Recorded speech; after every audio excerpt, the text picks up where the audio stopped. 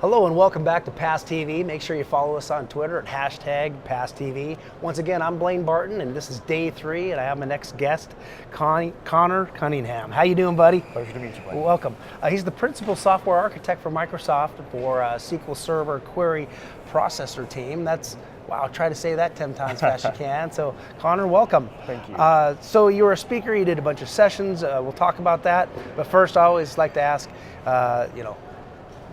you like what you're seeing going on here at Summit? I've really enjoyed the Summit, and I've also enjoyed Charleston. It's been a super fun time getting to meet all the customers that are out here, and also just getting to go around and see how many different places serve wings around here. Yeah. It's definitely been a neat little city to come visit, and I've just enjoyed the whole week. Yeah, I mean, in the Charlotte, North Carolina, we had that NASCAR.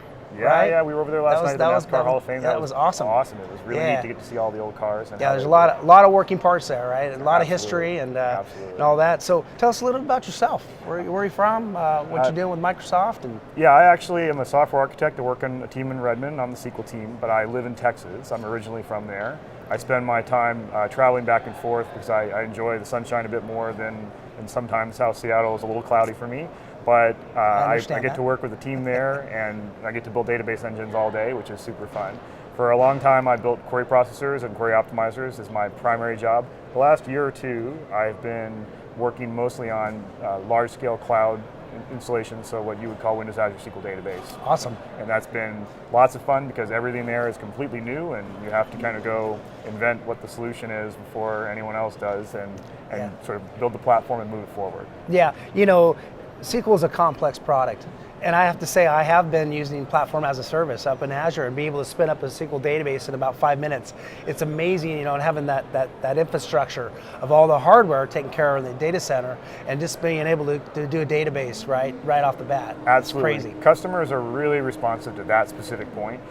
The idea of you can take a credit card, type it in, and a few minutes later you're up and running with an actual database is great. All the people who've tried to do this on-premise, including myself, sometimes it takes months to get through all the approvals, to get a purchase order, to get it installed, to get the power and the cooling. Exactly. And that's not necessarily a bad thing if you need to do your own custom installation, but if you don't really want to be in that business, then you don't want to have to do any of that. Right. And it's just a real pain. So being able to just get rid of that problem and work on solving your business problem is a great pleasure for a lot of people, so they're really responding positively to it. Absolutely. I talked to some of my customers about, they don't want to have to build that physical infrastructure, and sometimes it takes months, years to get a server in place and deployment and production. So to be able to bring it in, that request for proposal, to get the budget, to get it on the loading dock through procurement, and then for provisioning, and then to get the server up and running and configured. Azure's just right out of the box, right? Absolutely. So yeah, what I've been working on mostly the last few years really boils down to taking these large-scale SaaS ISVs and teaching them how to build on top of the platform. So instead of just building one database, they're building their whole infrastructure on the database tier all the way up, and sometimes it's thousands or tens of thousands of databases instead of just one. And they don't have to be thinking about any of the hardware at that point. Right, and then you can get in the hybrid scenario of marrying your on-prem, SQL Server farms with what's in Azure as well, and having a combination of this hybrid, scenario model. Absolutely. You did a couple sessions, some really good ones. You want to talk about those? Sure. We did a pre-con on Tuesday, and it was all about sort of teaching people everything we've learned from the biggest installations we've done so far. So I partnered with the CAT team, and we each did a 90-minute session. There were 4 of them. And you could kind of learn from the beginning to the end, sort of what does it mean to build a SaaS ISV? How do you have to think a little differently from SQL Server to SQL Azure? And what types of techniques do you have to employ in order to be successful? And that goes down to how you design the data tier, do you use table storage, do you use SQL database, do you use blob storage, and how do you design the application tier, and what kinds of services do you deploy to roll around, to wrap around your data tier to make your complete solution. And then also we built a whole section on how to do telemetry systems, because when you get to this kind of scale, you can't just go log into the machine and really see what's happening when you have 1,000 machines. Right. Instead, you have to build a system that emits all this data and automatically builds a dashboard for you. Right. Smart guy here, I'll tell you what. You've been really a valuable asset of Microsoft. I know that as a principal software architect. You talk about PaaS, or Platform as a Service, compared to, say, Infrastructure as a Service, because you can have SQL in both places. Sure. IaaS, you get the server and then SQL on top of that, and then or PaaS, where you just get the database. You want to talk a little bit about the differences, maybe? Yeah, absolutely. Okay. So we have a whole set of customers that have been using SQL Server very successfully for a long time, and we had to have an offering in order to make sure that they could run on our platform if they wanted to be able to move forward without having to re-architect their application at all. So our infrastructure as a service offering, or SQL Server inside of a VM, is the way that they can take an existing application and consolidate it without having to upgrade their home server. They can just put it on our cloud infrastructure and run it there. Nice. And that's been extremely popular. It's had massive growth since it was released a little bit earlier in the year, and customers are really, really enjoying that. One of the key bits that's important about that is if you need to have control over every little aspect of how does the backup job work, or what kind of HA failover system do you want to have, or maybe I want to set some trace flags on SQL Server or control my query plans or whatever, then having that control is really what the VM story is all about. When you run on the SQL database story, people there want simplicity. And that story is also nice for a different reason, right? If you're building a brand new application, we have a lot of web startups, for example, that have never really had to run their own SQL Server, don't have the expertise, don't have a DBA in-house, and they don't really have the money to hire one. Mm-hmm. So being able to move on to this infrastructure and just offload that problem to us is a very compelling value for them.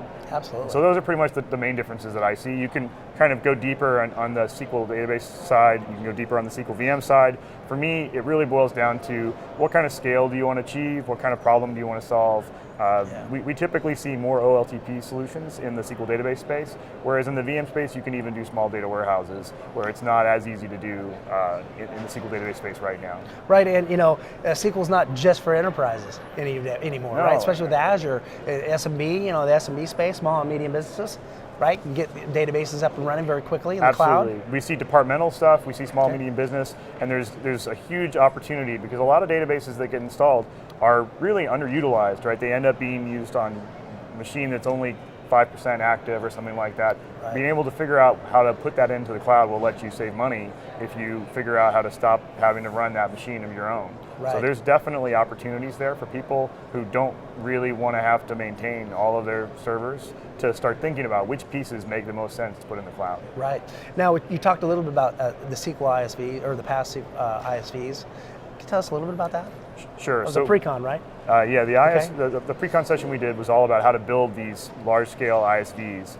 And what's different about this is instead of a department having a single app that they roll out into the cloud or to their own machines if they are hosting themselves, this is about, I want to build an internet-facing service. So let's say I want to sell a monthly service. You can log in and keep track of your checkbook, or you can log in and keep track of your baseball cards, or whatever application it is you want to sell. Okay. The challenge is, in this new world, you start having a single internet point for that, and all of a sudden you might have 5 users, you might have 5 million users. Right. And being able to build those things so that they can scale pretty seamlessly Exactly. and grow on the infrastructure with us is a bit of a challenge. So teaching people the techniques that work on this infrastructure is sort of a new thing for a lot of people, because the techniques that you would use on regular on-premise SQL Server boil down to buy a larger machine and replace the one that you have. Exactly. And that doesn't really work so well in the cloud platform because it tends to be a set of homogeneous commodity machines. So you end up having to figure out, how do I spread my application to run across a whole bunch of different computers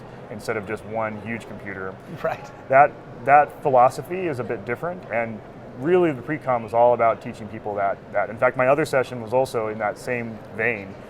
It was about OLTP sharding techniques at massive scale. I did a session on OLTP sharding, and it was all, what are the algorithms that you have to use to take a single database that you would have had in an on-premise model and decide how do you split that up so you can get that to run across thousands of databases effectively. So if you want to build an Amazon or an eBay or something like that scale, you can use the techniques I talked about in my session to be able to help figure out how do you understand where those scaling bottlenecks would be early enough in your design process to be able to be successful at building your data tier to handle whatever scale you want it to be.